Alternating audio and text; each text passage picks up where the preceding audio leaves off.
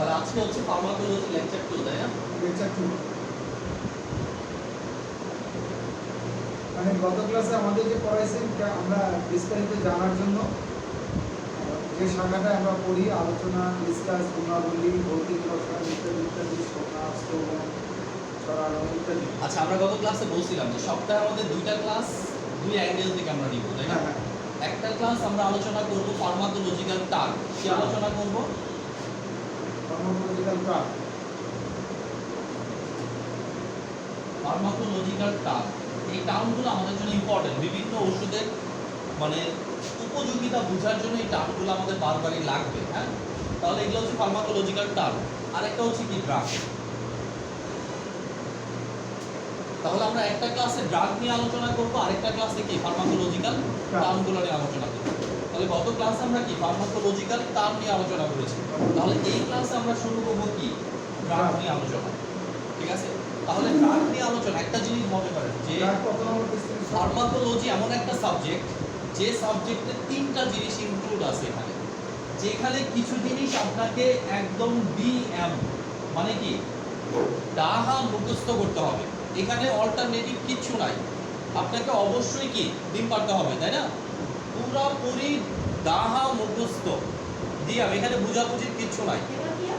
আর একটা জিনিস থাকবে ফার্মাকোলজিতে, সেটা হচ্ছে কি বুঝে মুখস্থ করতে হবে, আন্ডারস্ট্যান্ডিং প্লাস ডিএম। মানে এটা কি না বুঝে মুখস্থ করা কঠিন, না বুঝে মুখস্থ করা যাবে না। আরেকটা জিনিস থাকবে কি শুধুমাত্র আন্ডারস্ট্যান্ড করে রাখতে হবে, মুখস্থ করার কিছু নাই এটা। ঠিক আছে, শুধুমাত্র বুঝে রাখতে হবে। ওকে, তাহলে একটা জিনিস পাবেন শুধু বুঝে রাখতে হবে। এই বুঝে রাখার বিষয়গুলো থাকবে কোথায়? ফার্মাকোলজিক্যাল টার্মের ভিতরে। বুঝে মুখস্থ করতে হবে এই জিনিসগুলোও থাকবে ফার্মাকোলজিক্যাল টার্মের ভিতরে। আর কিছুটা থাকবে ড্রাগের ভিতরে। তার মানে অল্প ড্রাগের ভিতরে থাকবে, অল্প থাকবে এখানে। আর ড্রাগ ডিএম পুরোটাই কি পুরো ড্রাগের ভিতরে থাকবে। যেমন ড্রাগের নাম, গ্রুপের নাম, এটা তো আপনাকে মুখস্থই করতে হবে। এবং এটা মুখস্থ করার জন্য সবচেয়ে ভালো ফর্মুলা হচ্ছে কি লেখা।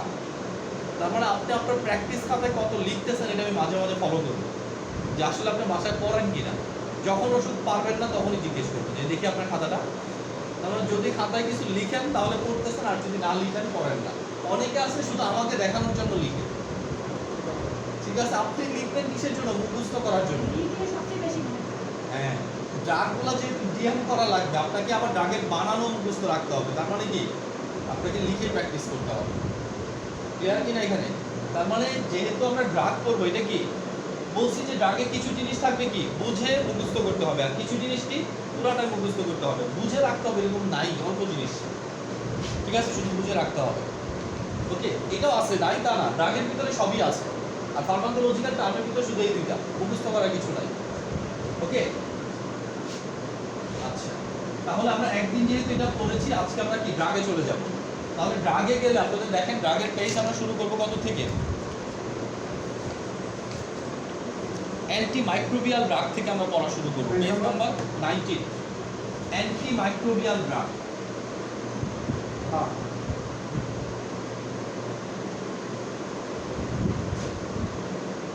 ঠিক আছে, ড্রাগের ভিতরে প্রথমে কি আসবে? Antimicrobial drug. আচ্ছা, এই অ্যান্টি শব্দটা আপনি ড্রাগের ভিতরে বারবার পাবেন। অ্যান্টি অ্যান্টি অ্যান্টি, এটা অ্যান্টি, এটা অ্যান্টি হাইপারটেনসিভ, অ্যান্টি ডায়াবেটিক। মানে অ্যান্টি মানে কি বিরুদ্ধে, অ্যান্টি মানে কি বিরুদ্ধে, এগেইনস্ট, এগেইনস্ট বিরুদ্ধে।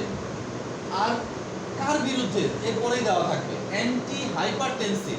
তাহলে হাইপারটেনশনের বিরুদ্ধে যে ড্রাগগুলো কাজ করে। অ্যান্টি ডায়াবেটিক্স, ডায়াবেটিক্সের বিরুদ্ধে যে কাজ করে। এখন বলছে অ্যান্টি মাইক্রোবিয়াল। তাহলে মাইক্রোবস মানে কি? আমি যদি বলি মাইক্রোবিয়াল থেকে মাইক্রোবস শব্দটাকে যদি নিয়ে আসি, মাইক্রোবস, মাইক্রোবস মানে কি ক্ষুদ্র অণুজীব, তাই না? ক্ষুদ্র অণুজীব যারা আমাদের শরীরে কি রোগ তৈরি করতে সক্ষম। তাহলে এই ক্ষুদ্র অণুজীবগুলো এমন ক্ষুদ্র যে খালি চোখে এদেরকে কি করা যাবে না, খালি চোখে এদেরকে নরমালি কি দেখা যায় না। তাহলে খালি চোখে বা নেকেড আয়ে যে সকল ক্ষুদ্র অণুজীবী দেখা যায় না, আমরা দেখি না সচরাচর, এবং এই সকল অণুজীবী কি আছে আমাদের দেহে রোগ সৃষ্টি করার ক্ষমতা আছে, সেই টাইপের অণুজীবগুলোকে বলা হচ্ছে কি মাইক্রোবস। এই মাইক্রোবস বা এই ক্ষুদ্র অণুজীবগুলোকে মারার জন্য যে টাইপের ড্রাগ ব্যবহার করা হয় এদেরকে কি বলা হয়? Anti microbial drug. তাহলে অ্যান্টি মাইক্রোবিয়াল ড্রাগ একটা অণুজীবের বিরুদ্ধে না, সকল ধরনের মাইক্রোবসের বিরুদ্ধে কাজ করবে, তাই না? কথা হচ্ছে যে সকল ধরনের মাইক্রোবস বলতে তো আবার কি বুঝতেছি, মাইক্রোবস কি কি আছে, তাহলে মাইক্রো অর্গানিজমগুলো কি কি আছে এটা আমাকে একটু মাথায় রাখতে হবে। কি কি আছে? মাইক্রো অর্গানিজম যেগুলো কি বেশি রোগ সৃষ্টি করতে পারে তার ভিতরে কি আছে? প্রথমেই আছে ব্যাকটেরিয়া, যেটা সবচেয়ে বেশি পরিমাণ কি অ্যান্টিব্যাকটেরিয়াল ড্রাগ। স্বাভাবিক। তাহলে কি মাইক্রোবসের ভিতরে একটা নাম কি ব্যাকটেরিয়া, যেটা আমার শরীরে কি করতে পারে? প্রচুর রোগ তৈরি করতে পারে। দুই নাম্বার কি আছে? ভাইরাস। এক নম্বরে আমি দিই ভাইরাস, ঠিক আছে, এক নম্বরে দিই ভাইরাস। তাহলে ভাইরাস একটা কি মাইক্রোবস, যেটা আমার শরীরে কি তৈরি করতে পারে? রোগ সৃষ্টি করতে পারে। ভাইরাসটাকে কি বলা হয় জানেন? ভাইরাসটা হচ্ছে জীব এবং জড়ের মধ্যবর্তী সত্তা, ঠিক আছে? ভাইরাস যদি আমি মাঝখানে রাখি, ভাইরাসের এই পাশে সব জীব, এই পাশে সব জড়। কেন বলতেছি? ভাইরাস যখন জীব দেহের বাইরে থাকে সে জড়, আবার যখনই সে জীব দেহের ভিতরে ঢুকে সে জীব, ঠিক আছে? তাহলে ভাইরাসটা হচ্ছে এমন ক্ষুদ্র অণুজীব যেটা কি জীব এবং জড়ের মধ্যবর্তী সত্তা। অনেক অনেক রোগ কি ভাইরাস তৈরি করতে পারে। আর ভাইরাসের বিরুদ্ধে সবচেয়ে ভালো মানে প্রতিরোধ ব্যবস্থা হচ্ছে আমার শরীরের ইমিউন সিস্টেম। আমার শরীরের ইমিউন সিস্টেম যত শক্তিশালী হবে তত ভাইরাস দ্বারাই আক্রান্ত হওয়ার সম্ভাবনা আমার কি তত কম থাকবে। আর ইমিউন সিস্টেম যত দুর্বল হবে ভাইরাস তত আমার কাছে শক্তিশালী। বাট ব্যাকটেরিয়া কি ভাইরাসের চেয়ে বড়। দেখেন ব্যাকটেরিয়ার ভাইরাসের সর্বোচ্চ সাইজ হচ্ছে কি 300 ন্যানোমিটার। এটা ভাইরাসের সর্বোচ্চ সাইজ, যেটা ব্যাকটেরিয়ার সর্বনিম্ন সাইজ। মানে ব্যাকটেরিয়ার সাইজ এখান থেকে কি শুরু হয়, আর ভাইরাসের সাইজ কি হয় এখানে শেষ হয়ে যায়। তাহলে ব্যাকটেরিয়ার চেয়ে ভাইরাস কত ক্ষুদ্র অণুজীব। ওকে, এখন কথা হচ্ছে ব্যাকটেরিয়া ছাড়াও কি প্রোটোজোয়া আছে কিছু, প্রোটোজোয়া প্যারাসাইট। এছাড়াও কি আছে? তাছাড়াও আছে ফাঙ্গাল, তাই না? ফাঙ্গাস, ছত্রাক। এই 4 ধরনের জীবাণু দিয়ে কি আমাদের শরীরে ম্যাক্সিমাম লেভেলের রোগগুলা হয়ে যায়, ঠিক আছে? এখন চিন্তা করেন এই যে 4টা জীবাণু, এই 4টা জীবাণুর প্রপার্টিস তো আলাদা আলাদা। যেহেতু প্রপার্টিস আলাদা আলাদা, এই 4টা জীবাণুর জন্য অ্যান্টিমাইক্রোবিয়াল ড্রাগগুলো কি হবে? আলাদা আলাদা হবে। তাহলে যেহেতু আমার কি অ্যান্টিমাইক্রোবিয়াল ড্রাগ করতেছি, তাহলে ভাইরাসের বিরুদ্ধে যে ড্রাগগুলো কাজ করবে সেই ড্রাগগুলোর নাম কি হবে? Antibacterial viral drug. অ্যান্টিভাইরাল। যখনই আমি বলবো অ্যান্টিভাইরাল ড্রাগ, তাহলে এটা কোন জীবাণুর বিরুদ্ধে কাজ করবে? মানে ভাইরাসের বিরুদ্ধে কাজ ভাইরাসের করবে। বিরুদ্ধে কাজ করবে। যখনই আমি বলবো অ্যান্টি ব্যাকটেরিয়া। ব্যাকটেরিয়া, তখন সেটা কার বিরুদ্ধে কাজ করবে? ব্যাকটেরিয়ার বিরুদ্ধে কাজ করবে। ব্যাকটেরিয়ার বিরুদ্ধে কাজ করবে। যখন আমি বলবো অ্যান্টি প্রোটোজোয়া, তখন সে কার বিরুদ্ধে কাজ করবে? প্রোটোজোয়ার বিরুদ্ধে কাজ করবে। যখন আমি বলবো অ্যান্টি ফাঙ্গাল, তখন সে কার বিরুদ্ধে কাজ করবে? ফাঙ্গালের বিরুদ্ধে। ফাঙ্গালের বিরুদ্ধে কাজ করবে, তাই না? এখন কথা দেখেন, ফাঙ্গাসের প্রপার্টিস, প্রোটোজোয়ার প্রপার্টিস, ব্যাকটেরিয়ার প্রপার্টিস এক না, ঠিক আছে? মানুষের চামড়া আর গরুর চামড়া কি একই জিনিস? গরুর চামড়া ছাগলের চামড়া কি একই জিনিস? তাহলে মানুষের ব্যাকটেরিয়ার চামড়া, প্রোটোজোয়ার চামড়া, ফাঙ্গালের চামড়া তো এক জিনিস থাকবে না, এক জিনিস কখনোই থাকবে না। এখন যেহেতু থাকবে না, আমার যদি ফাঙ্গাল দিয়ে কোনো রোগ হয়, এখানে আমি অযথা অ্যান্টিবায়োটিক দিলে কোনো লাভই নাই। বরঞ্চ অ্যান্টিবায়োটিক দিলে কি হবে? আমার শরীরে উপকারী কিছু ব্যাকটেরিয়া আছে, ওগুলাকে সে মেরে ফেলবে, শরীরটাকে দুর্বল করে ফেলবে। আবার আমার ব্যাকটেরিয়াল ইনফেকশন আমি প্রোটোজোয়াল ড্রাগ দিলে কোনো লাভই নাই, ভাইরাল ড্রাগ দিলে কোনো লাভই নাই। আবার কি ভাইরাল ডিজিজে অ্যান্টিবায়োটিক দিলে কোনো লাভই নাই, সে কোনো কাজই করতে পারবে না, কারণ জীবাণুই আলাদা, ওষুধটাও আলাদা, ঠিক আছে? আপনার সমস্যা কোথায়? আপনার সমস্যা কানে, ঠিক আছে? আপনি লাগাই নিয়ে আসছেন চশমা, শুনবেন আপনি কিছু? আবার আপনার সমস্যা চোখে, আপনি লাগাই নিয়ে আসছেন হেয়ার মেশিন, হেয়ারিং মেশিন, আপনার কোনো উপকার হবে? ঠিক এখানে একই জিনিস। আপনার প্রবলেম হয়েছে সালমোনেলা টাইফি দিয়ে, তাহলে টাইফয়েড ফিভার হয়েছে। সালমোনেলা টাইফয়েড, টাইফিটা কি? ব্যাকটেরিয়া। তাহলে এখানে আমি কি দিব? অ্যান্টিফাঙ্গাল ড্রাগ, অ্যান্টিব্যাকটেরিয়াল ড্রাগ দিব। এই অ্যান্টিব্যাকটেরিয়াল ড্রাগগুলোর নামই কি? অ্যান্টিবায়োটিক। তাহলে অ্যান্টিবায়োটিক বলতে আমরা যেটা চিনি সেটা হচ্ছে কি অ্যান্টিব্যাকটেরিয়াল ড্রাগ। এখন আপনি কানের কানের মেশিন দিয়ে যেমন চোখে দেখবেন না, চোখের মেশিন দিয়ে যেমন কানে শুনবেন না, ঠিক তেমনি ব্যাকটেরিয়াল ড্রাগ দিয়ে ভাইরাস মরবে না, ভাইরাল ড্রাগ দিয়ে ফাঙ্গাল মরবে না, ফাঙ্গাল ড্রাগ দিয়ে প্রোটোজোয়া মরবে না। তাহলে মূল বিষয়টা কি? মূল বিষয়টা হচ্ছে এই সকল ড্রাগ ইউজ করার আগে আপনাকে খুব ঠান্ডা মাথায় সুন্দর করে চিন্তা করে তারপরেই দিতে হবে। কেন? প্রত্যেকটা কি জীবিত প্রাণী না? প্রত্যেকটা জীবিত প্রাণী, তাই না? এখন জীবিত প্রাণীকে আপনি যত খুঁচাবেন সে তত শক্তিশালী হবে।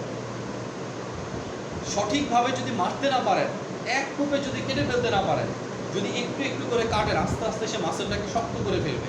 আমাকে যদি প্রতিদিন এই হাতে 20টা করে বাড়ি দেয়, তাহলে প্রথম দিন আমি যেরকম ব্যথা পাবো, 1 বছর পরে বাড়ি দিলে কি আমি টেরই পাবো না, মাসেলগুলো কি শক্ত হয়ে যাবে। এটা যেমন আমার শরীরের প্রপার্টিস, একই বিষয়টা ব্যাকটেরিয়াল প্রপার্টিস। আপনি যখন কি ব্যাকটেরিয়াল ডিজিজে ভাইরাস দিচ্ছেন, অ্যান্টিভাইরাল ড্রাগ দিচ্ছেন, অথবা ব্যাকটেরিয়াল ডিজিজে প্রপারলি আপনি অ্যান্টিবায়োটিক দিচ্ছেন না, তখন কি হবে? এই যে খুঁচাচ্ছি আমি একটু একটু করে, খুঁচিয়ে খুঁচিয়ে কী করতেছি? জীবাণুগুলাকে শক্তিশালী করতেছি। পরে নির্দিষ্ট ওই জীবাণুর ওষুধ দিলে আমার কি ড্রাগটা কাজ করতেছে না, জীবাণুটা কি শক্তিশালী হয়ে যাচ্ছে। ঠিক আছে? তাহলে আমাকে এই টাইপের ওষুধ ব্যবহারের আগে সবার আগে যেটা নিশ্চিত হতে হবে যে আমি যে রোগের জন্য দিচ্ছি সেই রোগটা একজ্যাক্ট কিনা। তার মানে কি সঠিক diagnosis is very much important for কি ইউজ অ্যান্টিমাইক্রোবিয়াল ড্রাগ। যদি আপনি অ্যান্টিমাইক্রোবিয়াল ড্রাগ ইউজ করতে চান, অবশ্যই আপনাকে ডায়াগনোসিসটা কি করতে হবে? একদম সঠিকভাবে করতে হবে। যেটা টাইফয়েড ফিভার, সেই জন্য আমি অ্যান্টিবায়োটিক দিচ্ছি। এটা কি ডেঙ্গু ফিভার, সেই জন্য আমি অ্যান্টিবায়োটিক দিচ্ছি না। চিকেন পক্স, আমি অ্যান্টিবায়োটিক দিচ্ছি না। ঠিক আছে, অ্যান্টিভাইরাল ড্রাগ দিচ্ছি। ঠিক আছে, দাঁত হয়েছে, এখানে আমি অ্যান্টিবায়োটিক কেন দিব? আমি কি এখানে অ্যান্টিফাঙ্গাল ড্রাগ দিতে পারি, তাই না? এখানে আমি অ্যান্টিহিস্টামিন দিতে পারি, যেহেতু চুলকানি থাকবে। ক্লিয়ার কিনা? হ্যাঁ। ওকে, তাহলে আমার ড্রাগগুলো তো আলাদা আলাদা বুঝতেছি। এখন আমরা শিখবো কি যে এই অ্যান্টিবায়োটিকগুলা কি কি। মানে আমি যেন কি ওষুধ দেখেই বুঝতে পারি এটা অ্যান্টিবায়োটিক, ওষুধ দেখেই যেন বুঝতে পারি কি এটা অ্যান্টিফাঙ্গাল। কখন বুঝবো? যখন আমি আপনাকে চিনি, তাই না? আমি যদি আপনাকে চিনি, তাহলে আমি অনেক মানুষের মধ্যে কি আপনাকে আলাদা করতে পারবো। ধরেন দোকানে 50টা ওষুধ আছে, ঠিক আছে, আমার সামনে 30 জন লোক আছে, এর মধ্যে জাকির স্যার আমি আপনাকে চিনি, আপনি গিটারিস্ট, হ্যাঁ? তাহলে আমাকে যদি কেউ জিজ্ঞেস করে যে এখানে গিটারিস্ট কে, আমি কিন্তু দেখাই দিতে পারবো আপনাকে, তাই না, যে আপনি গিটারিস্ট। বাট আমি আপনাকে চিনি না।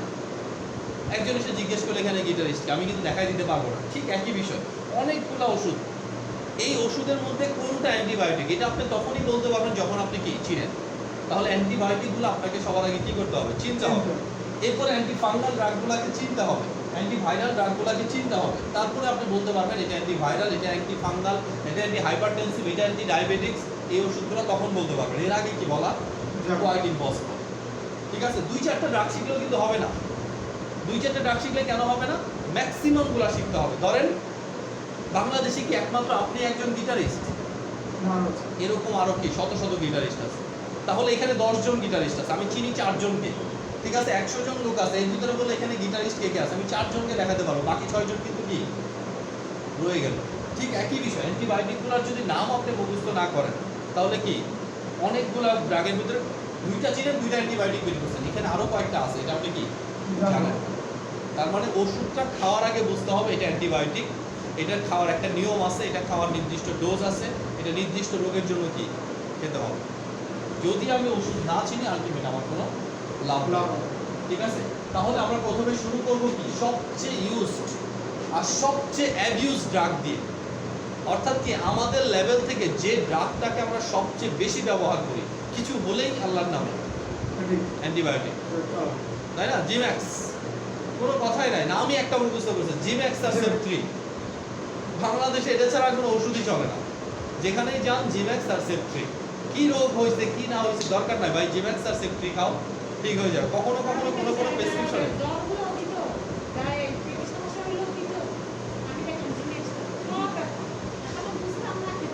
হ্যাঁ, এখন বুঝবেন, খাবেন না।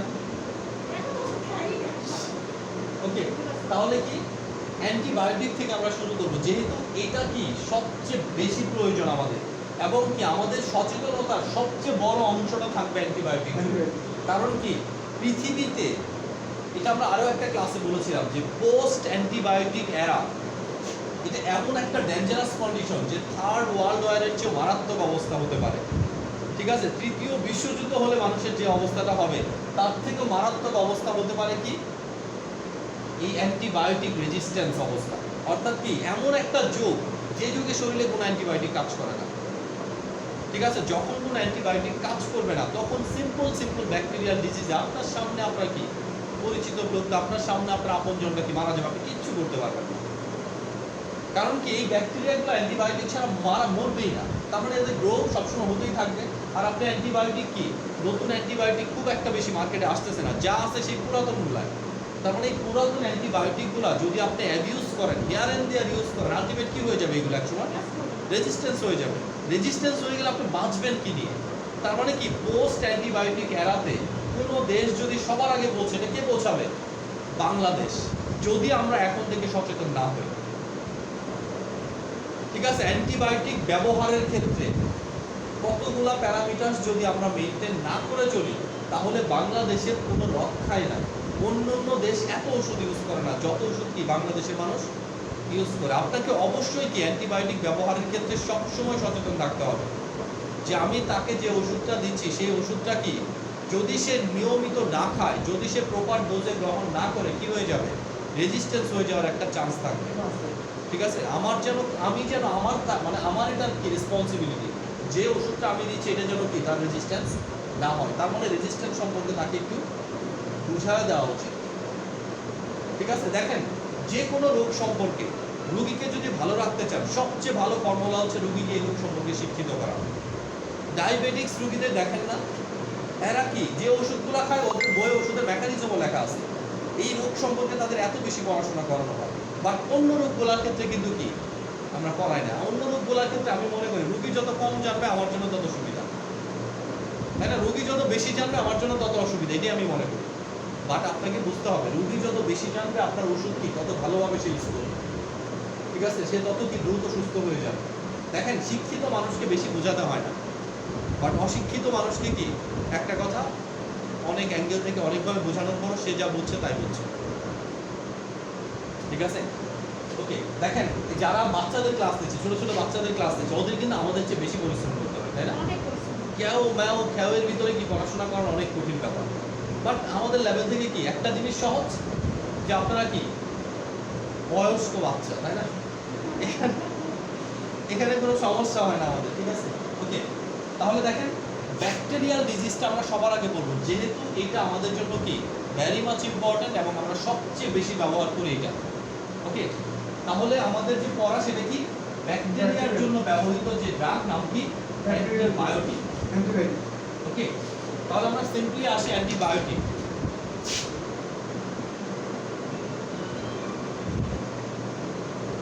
ওকে, তাহলে প্রথমে আমরা পড়বো অ্যান্টিবায়োটিক কাকে বলে। ঠিক আছে, এরপর আমরা অ্যান্টিবায়োটিকের কিছু ক্লাসিফিকেশন করবো, দেন আমরা অ্যান্টিবায়োটিকের ভিতরে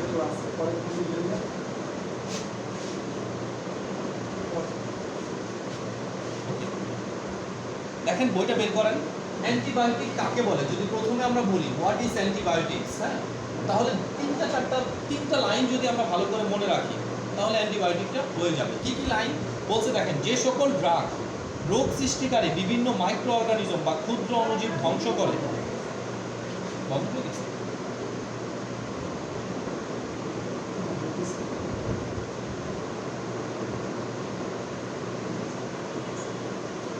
ঠিক আছে, যে সকল ড্রাগ কি বলছি আমরা, যে সকল ড্রাগ রোগ সৃষ্টিকারী বিভিন্ন মাইক্রো অর্গানিজম বা ক্ষুদ্র অণুজীব ধ্বংস করতে বা তাদের গ্রোথ মাল্টিপ্লিকেশনকে বাধাগ্রস্ত করে তাদেরকে কি বলা হয়? অ্যান্টিবায়োটিক বলা হয়। আমরা এটাকে যদি একটু সিম্পলি এখানে সাজাই, দেখেন এক নাম্বার কি অ্যান্টিবায়োটিক হচ্ছে একটা কেমিক্যাল এজেন্ট। কি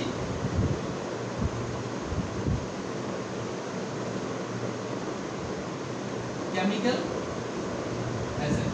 ওকে, প্রথম লাইন অ্যান্টিবায়োটিক হলো এক ধরনের কেমিক্যাল এজেন্ট যারা তৈরি হয় কোথা থেকে? ক্ষুদ্র অণুজীব থেকে।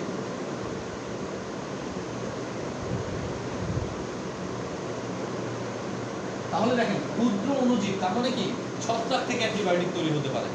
যেমন পেনিসিলিন রোটাডাম একটা ছত্রাক, এটা থেকে যে অ্যান্টিবায়োটিকগুলো তৈরি হচ্ছে এটা কি পেনিসিলিন গ্রুপের যত অ্যান্টিবায়োটিক আছে।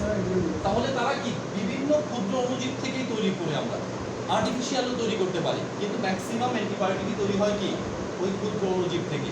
তাহলে ক্ষুদ্র অণুজীব থেকে তৈরি হয় এক ধরনের কেমিক্যাল এজেন্ট, যারা কি করে দুইটা কাজ করে। এক নাম্বার ব্যাকটেরিয়া নামক যে জীবাণুটা আছে, হ্যাঁ, এই ব্যাকটেরিয়া নামক জীবাণুটাকে দুইটা কাজ করে। এক নাম্বার কিল করে ফেলে, মানে কি ধরে আর মারে, কোনো কথা নাই, আসাতে মেরে ফেলে। আরেকটা হচ্ছে কি গ্রোথ এন্ড মাল্টিপ্লিকেশন, মানে কি তার বৃদ্ধিটাকে কি করে দেয়, বন্ধ করে দেয়। আলটিমেট দুইটাই মারবে, ঠিক আছে। একটা হচ্ছে ডাইরেক্ট ক্রস ফায়ার করে গুলি করে মেরে ফেলবে, আরেকটা কি জেলে পচায় পচায় মারবে। তাহলে অ্যান্টিবায়োটিক দুই ভাবে কাজ করে। এক নম্বর কি একদম সরাসরি কি ব্যাকটেরিয়াকে মেরে ফেলে, আরেকটা কি করে ব্যাকটেরিয়াকে কি গ্রোথ, ব্যাকটেরিয়ার গ্রোথ এন্ড মাল্টিপ্লিকেশনকে বন্ধ করে দিবে। ব্যাকটেরিয়ার সংখ্যা বাড়তে দিবে না, সংখ্যা বাড়তে না দিলে আলটিমেট কি হবে, আমার শরীরের ইমিউন পাওয়ার ব্যাকটেরিয়াকে মেরে ফেলবে। তাহলে অ্যান্টিবায়োটিক ব্যাকটেরিয়াকে মানে দুই ভাবে, একভাবে কি তাকে সরাসরি কিল করে, আরেকভাবে কি তার গ্রোথ এবং মাল্টিপ্লিকেশনটাকে বন্ধ করে দেয়। ক্লিয়ার কিনা? 3 নাম্বার ক্রিয়াটা হবে হোস্ট সেলের কোনো ক্ষতি করবে না। হোস্ট সেল,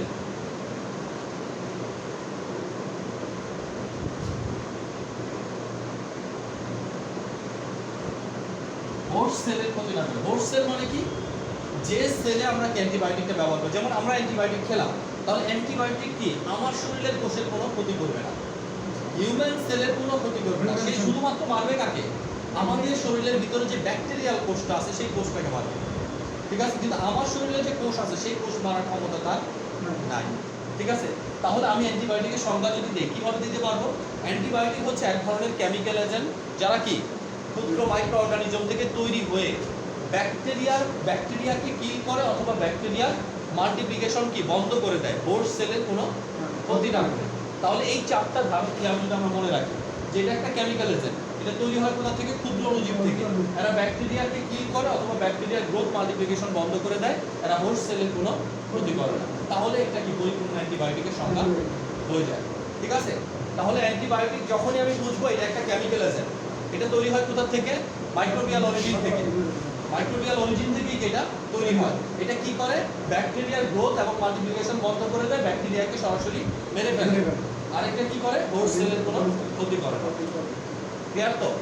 এই যে প্রপার্টিজ, একটা ব্যাকটেরিয়াকে সরাসরি মেরে ফেলে, আরেকটা কি ব্যাকটেরিয়ার গ্রোথ এবং মাল্টিপ্লিকেশন বন্ধ করে দেয়। এই দুইটা প্রপার্টি যেহেতু অ্যান্টিবায়োটিকের আছে, তাহলে অ্যান্টিবায়োটিকগুলো এই দুইটা গ্রুপে ভাগ হয়ে যাচ্ছে, ভাগ হয়ে যাচ্ছে না? কিছু অ্যান্টিবায়োটিক সরাসরি ব্যাকটেরিয়াকে মেরে ফেলে, তাদের একটা নাম। কিছু অ্যান্টিবায়োটিক ব্যাকটেরিয়া কি করে, গ্রোথ এন্ড মাল্টিপ্লিকেশনগুলোকে বন্ধ করে দেয়, তাদের আরেকটা নাম। একই বিষয়। তাহলে অ্যান্টিবায়োটিক কাকে বলে পারলাম না আমরা। এখন আমরা ক্লাসিফিকেশন করব অ্যান্টিবায়োটিকের। তাহলে প্রথম ক্লাসিফিকেশনটা দেখেন আমাদের বইয়ে দেওয়া আছে কি, প্রথম ক্লাসিফিকেশনটা আমাদের বইয়ে দেওয়া আছে কি অনুযায়ী, অ্যাকশন অনুযায়ী বা ইফেক্ট। কত নম্বর পেজ? ওই পেজে, এই যে হ্যাঁ অ্যান্টিবায়োটিকের পরে। জি, ওকে।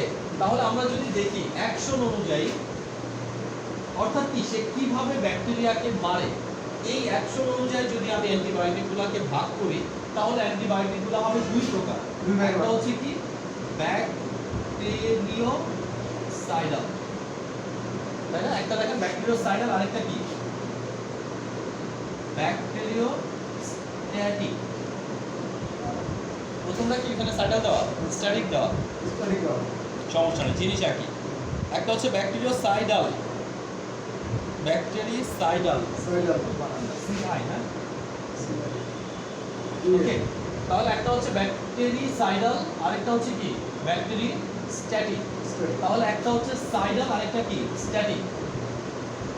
যদি ব্যাকটেরিসাইডাল হয় তাহলে এই টাইপের অ্যান্টিবায়োটিকগুলো কি করে, ব্যাকটেরিয়াকে সরাসরি মেরে করে, একদম ধরে ধরে মেরে ফেলবে।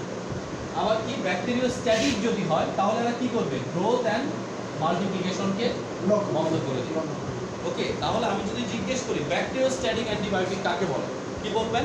যে সকল অ্যান্টিবায়োটিক ব্যাকটেরিয়ার গ্রোথ এবং মাল্টিপ্লিকেশন বন্ধ করে দেয় তাদেরকে কি বলা হয়, ব্যাকটেরিওস্ট্যাটিক অ্যান্টিবায়োটিক। যদি বলি ব্যাকটেরিওসাইডাল অ্যান্টিবায়োটিক কাকে বলে, কি বলবেন?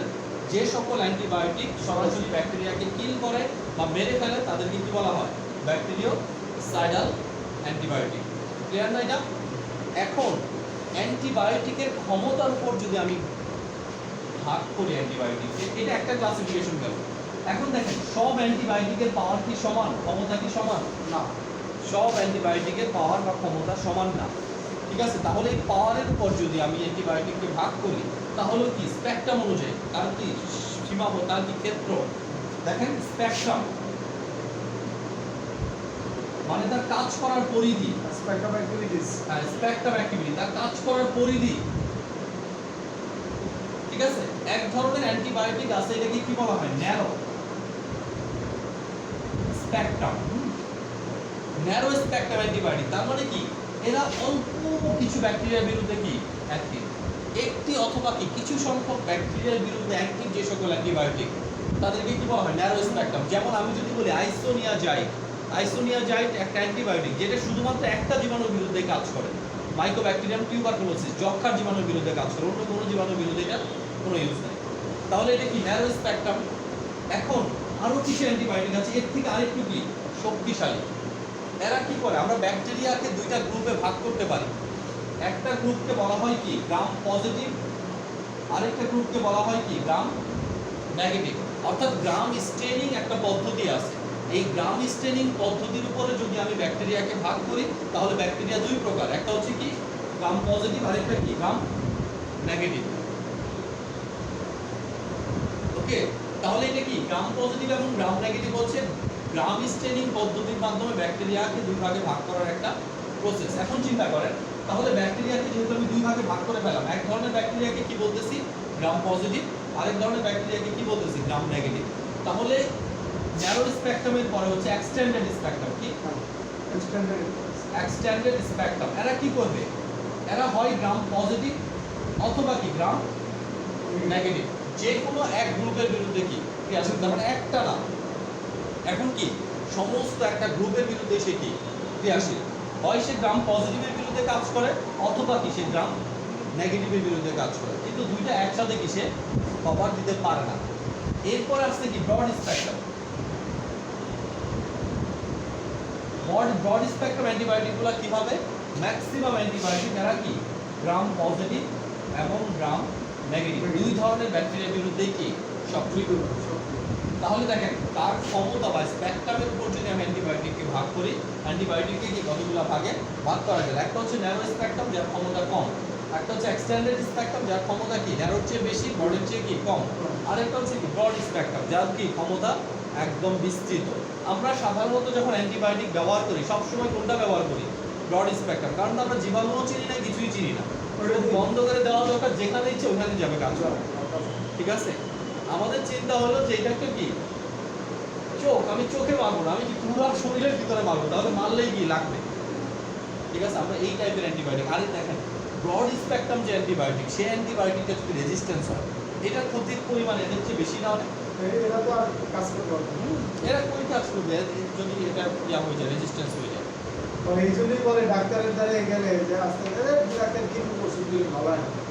ঠিক আছে, দেখেন এখনকার দিনে প্রফেসর লেভেলে বড় বড় ডাক্তাররা কি সিএস কালচার সেনসিটিভিটি না করে অ্যান্টিবায়োটিক দিতেই চায়। ঠিক আছে, আগে বলবে সিএস করে আসো তারপরে কি অ্যান্টিবায়োটিক দিবে, অথবা একটা অ্যান্টিবায়োটিক দিয়ে রাখবে তার সাথে সিএস করতে দিবে। কেন, সিএস কালচার সেনসিটিভিটি হচ্ছে কি একটা টেস্ট, যে টেস্টের মাধ্যমে আপনার শরীরে যে জীবাণুটা আছে ওই জীবাণুটা কোন কোন অ্যান্টিবায়োটিকের রেজিস্ট্যান্স, কোন কোন অ্যান্টিবায়োটিকের সেনসিটিভিটি বলে দিবে। তাহলে যে জীবাণুটা এই অ্যান্টিবায়োটিকে কি কাজ করবে, এই অ্যান্টিবায়োটিক কাজ করবে না, তাহলে যেগুলো কাজ করবে না ওগুলো যদি আমি বলে দিয়ে দিই তাহলে তার কোনো লাভই হবে না। আর যেগুলো কাজ করবে ওগুলো দিলে একমাত্র কি জীবাণুটা মারা যাবে।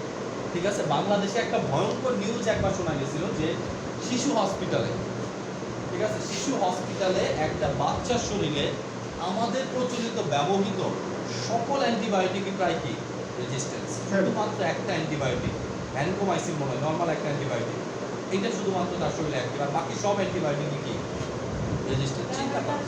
এখন বলতে পারেন যে বাচ্চার শরীরে অ্যান্টিবায়োটিক রেজিস্ট্যান্স কিভাবে হলো, সে তো এখন ওষুধ খাই নাই। আসলে বাচ্চার শরীরে অ্যান্টিবায়োটিক রেজিস্ট্যান্স হয় নাই, অ্যান্টিবায়োটিক রেজিস্ট্যান্স হচ্ছে ব্যাকটেরিয়াটা, যে ব্যাকটেরিয়া দুই বাচ্চা আক্রান্ত হয়েছে। তার মানে আমাদের শরীর কিন্তু অ্যান্টিবায়োটিক রেজিস্ট্যান্স হয় না, অ্যান্টিবায়োটিক রেজিস্ট্যান্স হয় কি ব্যাকটেরিয়া। এখন আমি এমন একটা রোগে আক্রান্ত হয়েছি যে ব্যাকটেরিয়াটা সেই রকম ক্ষমতাধর, সকল অ্যান্টিবায়োটিকের বিরুদ্ধে কিসে রেজিস্ট্যান্স, যেটাই দেন তাকে কি কিচ্ছু করতে পারবে না। এখন আমি কি করব, মৃত্যুর জন্য অপেক্ষা করা ছাড়া। এটাকেই বলতেছি পোস্ট অ্যান্টিবায়োটিক এরা। ঠিক আছে, পারমাণবিক বোমাতেও এত মানুষ মারা যাবে না যদি কি পোস্ট অ্যান্টিবায়োটিক এরাতে আমাদের পৃথিবীর মানুষ পৌঁছায় যায়, কিছুই করার থাকবে না।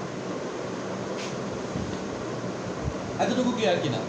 এখন এই অ্যান্টিবায়োটিকগুলোকে আমরা কেমিক্যাল স্ট্রাকচারের উপর ভাগ করব, যেটা আমাদের দোকান থেকে শুরু করে সব জায়গায় কি লাগবে এখন কেমিক্যাল স্ট্রাকচারের উপর। অর্থাৎ দোকানে আমরা যখন বলবো ম্যাক্রোলাইড গ্রুপের অ্যান্টিবায়োটিক, সেফালোস্পোরিন গ্রুপের অ্যান্টিবায়োটিক, এগুলো কিন্তু বলতেছি কিসের উপর ভিত্তি করে? কেমিক্যাল স্ট্রাকচারের উপর ভিত্তি করে। ঠিক আছে, তাহলে কেমিক্যাল স্ট্রাকচারের উপর ভিত্তি করে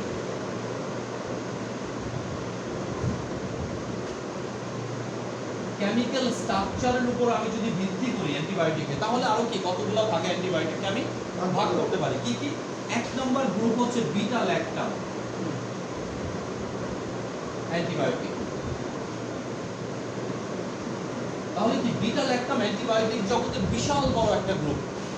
এই গ্রুপে আবার 4টা সাব গ্রুপ আছে। ঠিক আছে, সেই সাব গ্রুপগুলোও কি আবার বিশাল বড় বড় একটা গ্রুপ। কি কি আছে? বিটা ল্যাকটাম গ্রুপের অ্যান্টিবায়োটিক হচ্ছে একটা পেনিসিলিন, পেনিসিলিন। 2 number cephalosporin. এখন কিন্তু আমাদের কমন নামগুলো চলে আসছে, যে নামগুলো আমরা জানি। তাহলে পেনিসিলিন গ্রুপের অ্যান্টিবায়োটিক, সেফালোস্পোরিন গ্রুপের অ্যান্টিবায়োটিক, কার্বাপেনাম, আর এটা হচ্ছে ম্যাক্রোলাইড, সরি মনোব্যাক্টাম। ওকে, এই 4টা গ্রুপের অ্যান্টিবায়োটিক হচ্ছে কি কোন গ্রুপ? এই 4টা গ্রুপের ব্রড গ্রুপ হচ্ছে বিটা ল্যাকটাম। এই 4টাই বিটা ল্যাকটাম গ্রুপের অ্যান্টিবায়োটিক, বাট প্রত্যেকটা আবার আলাদা আলাদা গ্রুপ। এই পেনিসিলিন গ্রুপে আবার কি আছে? অনেকগুলো অ্যান্টিবায়োটিক আছে। সেফালোস্পোরিন গ্রুপে 5টা জেনারেশন আছে। কার্বাপেনিন গ্রুপে অনেকগুলো অ্যান্টিবায়োটিক আছে। আমরা যে বলি ম্যারোপেনাম, এই যে করোনার টিকা মানে করোনার রোগীদেরকে ম্যারোপেনাম ইনজেকশন দিচ্ছে 1300 টাকা 1600 টাকা দাম একটা ইনজেকশন। ম্যারোপেনাম কি? কার্বাপেনাম গ্রুপের একটা অ্যান্টিবায়োটিক। তারপর আমরা সেফট্রিয়াকজন দিচ্ছি, সেফট্রিয়াকজন কি? সেফালোস্পোরিন গ্রুপের একটা অ্যান্টিবায়োটিক। আমরা অ্যামোক্সিসিলিন খাচ্ছি, পাইমক্সি, পাইমক্সি কোন গ্রুপের? পেনিসিলিন গ্রুপের অ্যান্টিবায়োটিক। তারপরে কি? মনোব্যাক্টাম, অ্যাস্টিওনাম, একটা ওষুধই আছে। ওকে, তাহলে এই মনোব্যাক্টাম, কার্বাপেনাম, সেফালোস্পোরিন, পেনিসিলিন প্রত্যেকটা কি বিটা ল্যাকটাম গ্রুপের অ্যান্টিবায়োটিক। ওকে, বাট প্রত্যেকটা কি আলাদা আলাদা একটা গ্রুপ। ওকে, 2 নাম্বার আসেন। তাহলে কেমিক্যাল স্ট্রাকচার এক নাম্বারটা কি গেল? Beta lactam. ঠিক আছে, ওটা লেখা লাগবে, বি ল্যাকটাম হবে, বিটা ল্যাকটাম গ্রুপের অ্যান্টিবায়োটিক। এটা লাগবে মেকানিজমের জন্য। 2 নাম্বার আমরা করতে পারি কি? Macrolide, macrolide group. ঠিক আছে, ম্যাক্রোলাইড গ্রুপের অ্যান্টিবায়োটিকগুলো কি? আরেক ধরনের অ্যান্টিবায়োটিক। ঠিক আছে, আমরা অ্যাজিথ্রোমাইসিন, ইরাইথ্রোমাইসিন, ক্লারিথ্রোমাইসিন যা দেখতেছি সবই কি ম্যাক্রোলাইড গ্রুপের অ্যান্টিবায়োটিক। আবার 3 নম্বরে যদি আমরা যাই, অ্যামাইনো গ্লাইকোসাইড,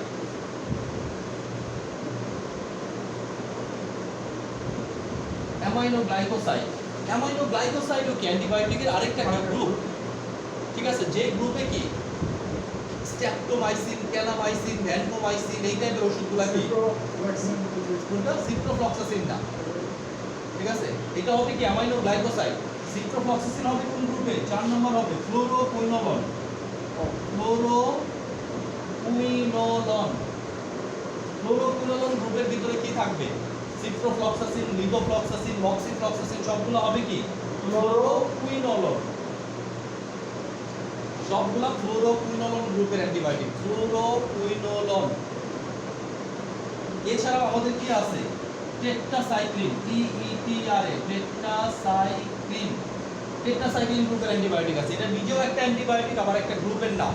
টেট্রাসাইক্লিন আছে এই গ্রুপে, ডক্সিসাইক্লিন আছে, অক্সিটেট্রাসাইক্লিন আছে, ক্লোরটেট্রাসাইক্লিন আছে, সবগুলা কি টেট্রাসাইক্লিন গ্রুপের অ্যান্টিবায়োটিক্স।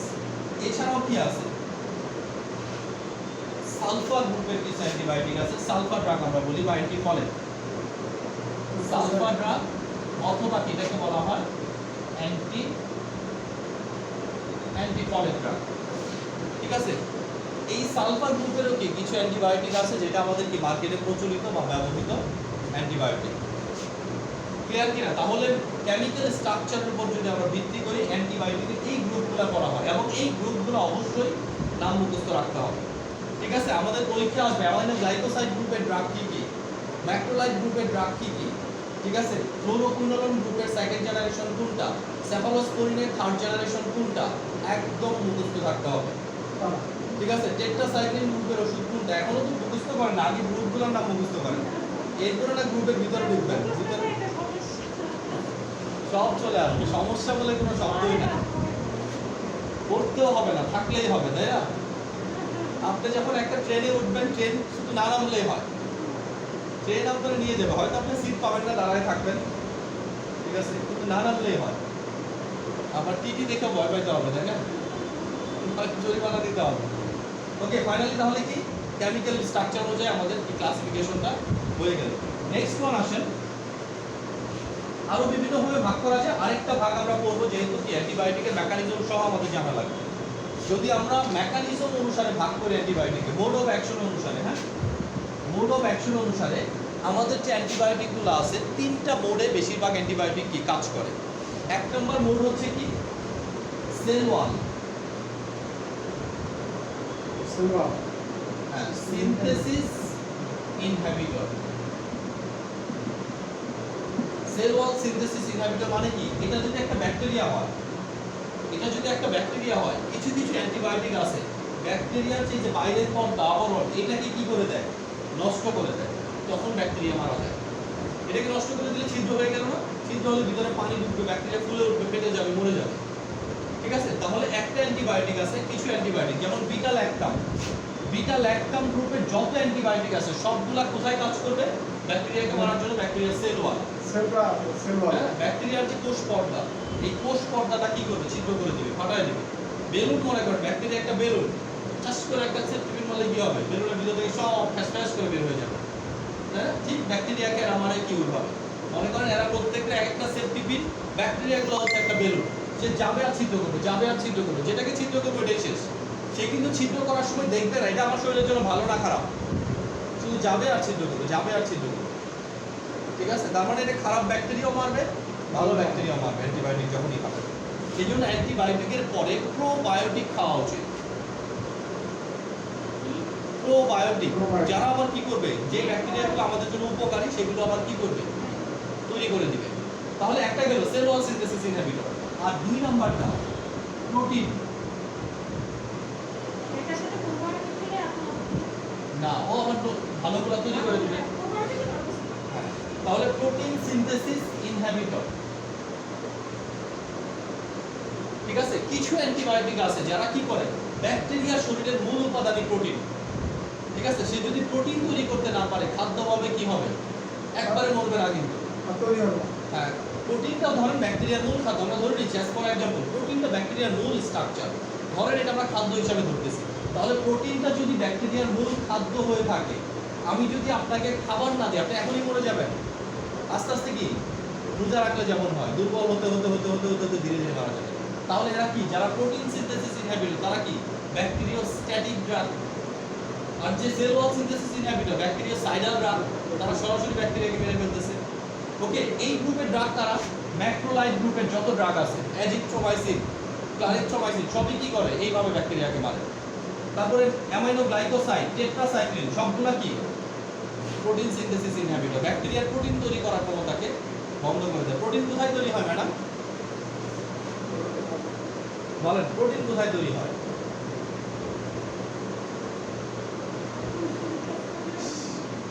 প্রোটিন কোথায় তৈরি হয় স্যার? রাইবোজোমে তৈরি হয়। কোষের ribosome, house of protein synthesis.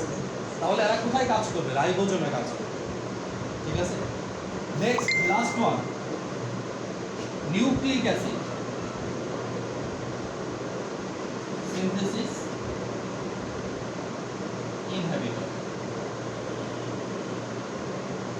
Nucleic acid synthesis inhibitor. Nucleic acid কি জিনিস বলেন madam? What is nucleic acid?